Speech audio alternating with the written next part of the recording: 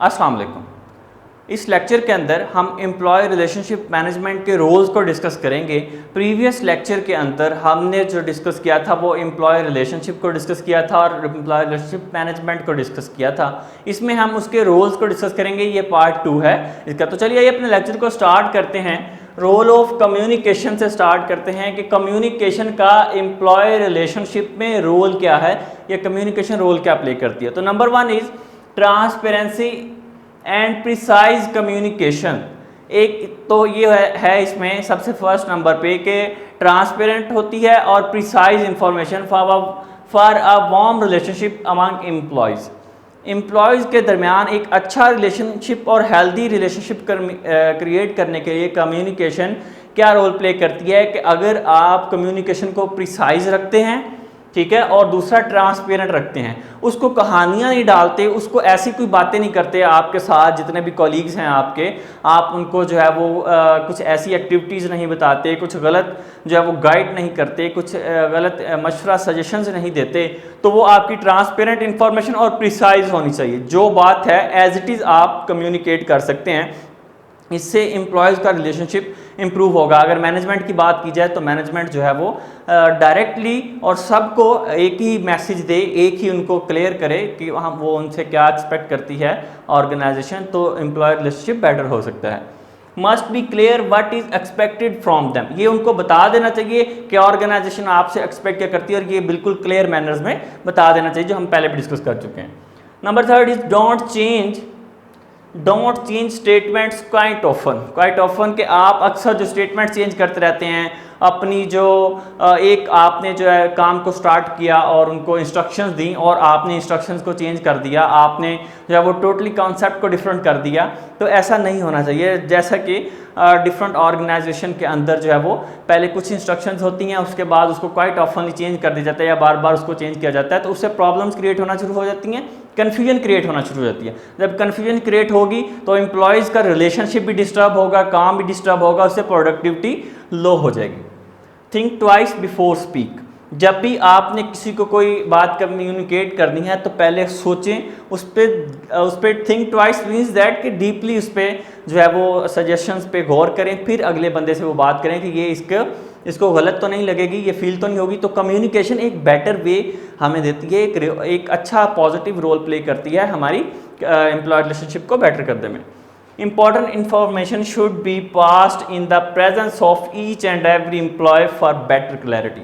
जब भी इंफॉर्मेशन आपने पास करनी है तो कम्युनिकेशन से देखिए कितना अच्छा हमें रिलेशनशिप ऑर्गेनाइजेशन का बेटर हो सकता है कि अगर वो सबको बुलाए, सबको क्लियर इन्फॉर्मेशन से जो है वो गाइड करे, उसकी बेटर क्वालिटी में गाइड करे, ताकि किसी को कोई कन्फ्यूजन ना हो कि क्या कहा था क्या नहीं कहा था।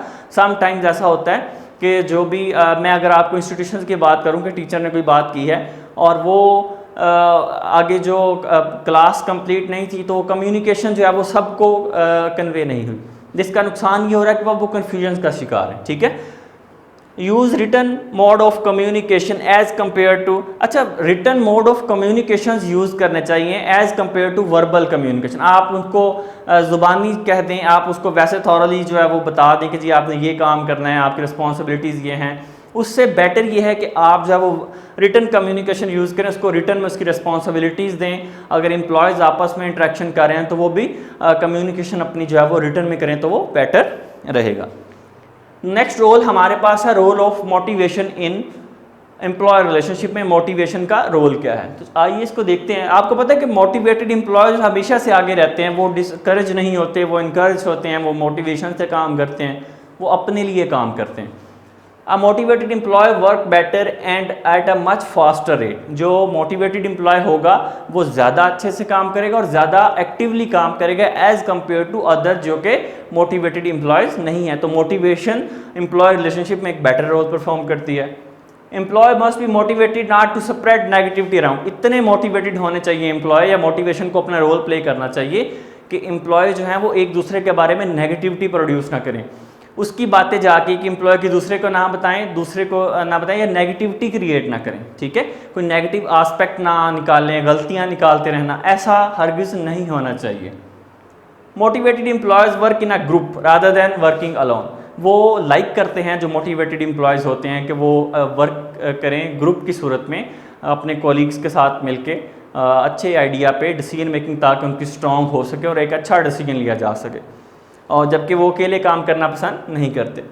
Job rotation and promotions are also an important way of motivate employees. एक जॉब रोटेशन और एक जॉब प्रमोशन। जॉब प्रमोशन उसको सब सुपरवाइजर से मैनेजर बना दिया जाए या उससे आगे वाले रैंक पे जो है उसको प्रमोट कर दिया जाए, तो ये क्या है, प्रमोशन है। और रोटेशन क्या है, उसकी जॉब को रोटेट कर दिया जाए, उसको डिफरेंट टास्क दे दिए जाए ताकि वो परफॉर्म करे। ये भी एक मोटिवेट करने का एक सोर्स है, इससे भी एम्प्लॉय मोटिवेट होता है और उसका रिलेशनशिप बेटर होता है और वो ज़्यादा अच्छे से काम करता है, रिवार्ड दिए जा सकते हैं। ये सारी चीज़ें जो हैं वो एक बेटर कम्युनिकेशन के लिए अपना रोल प्ले करती हैं। अब हम आ जाते हैं थर्ड पॉइंट पे जो कि है role of attitude in employ relationship. Attitude का एम्प्लॉय रिलेशनशिप पे क्या इफेक्ट आते हैं या क्या किस तरह से होता है, तो हमें ये देखना है कि an individual should never ever have a negative attitude at work place. एक इंडिविजुअल को, एक एम्प्लॉय को कभी भी अपने वर्क प्लेस पे जहाँ वो काम करता है वहाँ पे नेगेटिव एटीट्यूड सूट नहीं करता और वो नेगेटिव एटीट्यूड के साथ सर्वाइव भी नहीं कर पाएगा, ऑर्गेनाइजेशन को प्रोडक्टिविटी भी नहीं दे पाएगा और अपनी ही थॉट्स में कंफ्यूज होता रहेगा, डिप्रेस रहेगा और फीलिंग फ्रस्ट्रेटेड रहेंगी, जिससे वो एक्टिवली परफॉर्म नहीं कर पाएगा। सेकंड पॉइंट है don't always find faults in others.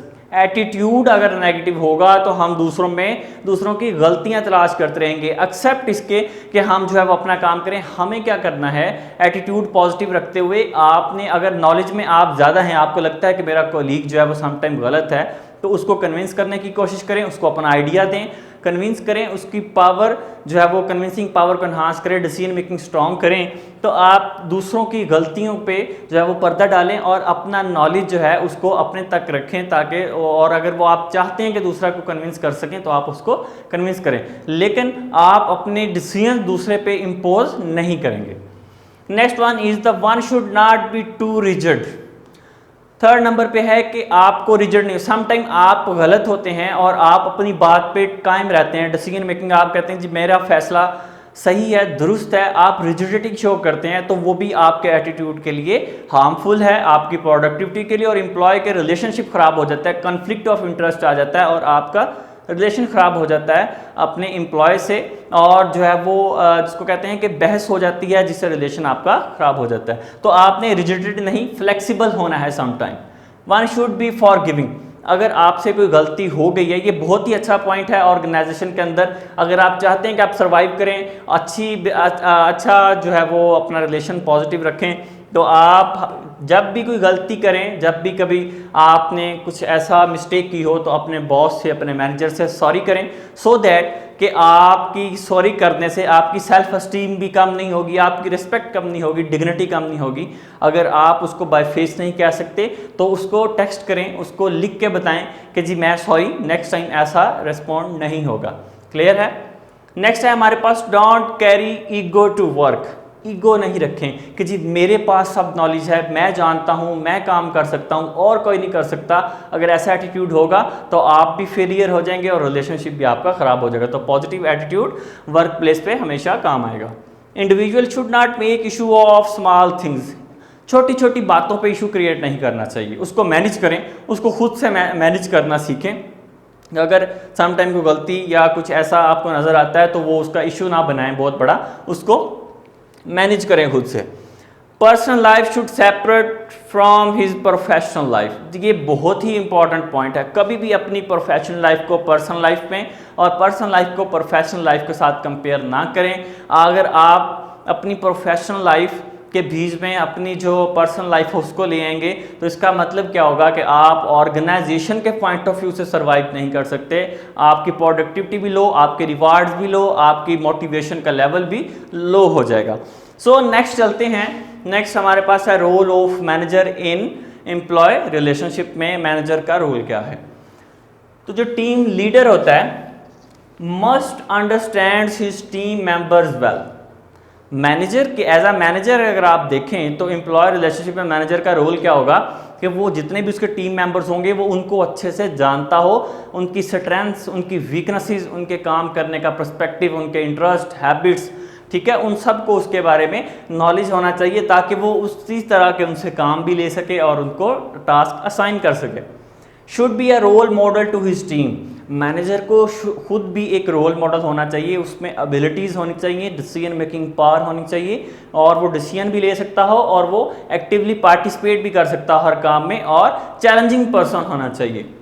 Accessible to his employees. अच्छा, अगर ये देखें यहाँ पे अगर वो रोल मॉडल नहीं होता, अगर वो ऐसा नहीं है तो उसकी जो टीम है वो भी बड़ी निकम्मी सी बेकार सी हो जाएगी और वो काम नहीं कर पाएंगे, ग्रोथ लेवल अचीव नहीं कर पाएंगे। Accessible to his employ. अच्छा, यहाँ पे वर्ड है एक कॉस्ट ऑफ पायरेसी, ठीक है। आप इतने प्राइसी ना हो जाएं कि आपकी जो कीमत है वो कोई ना लगा सके, आपको कोई मिलने के लिए तरस रहा हो, आप जो है वो इतने जो अपने आप को काबिल समझें कि आप जो अपने एम्प्लॉयज़ को टाइम ना दें, अपने कॉलीग्स को टाइम ना दें, ठीक है। तो हमेशा के लिए हमेशा एम्प्लॉयज़ को चाहिए कि वो जो मैनेजर है उसको चाहिए कि अपने एम्प्लॉयज़ के लिए एक्सेसिबल हो, वो कुछ डिस्कस करना चाहते हैं, कोई बात करना चाहते हैं, कोई शेयर करना चाहते हैं तो वो उसके लिए अवेलेबल होना चाहिए। नेक्स्ट पॉइंट है, लास्ट है, encourage healthy competition at work place.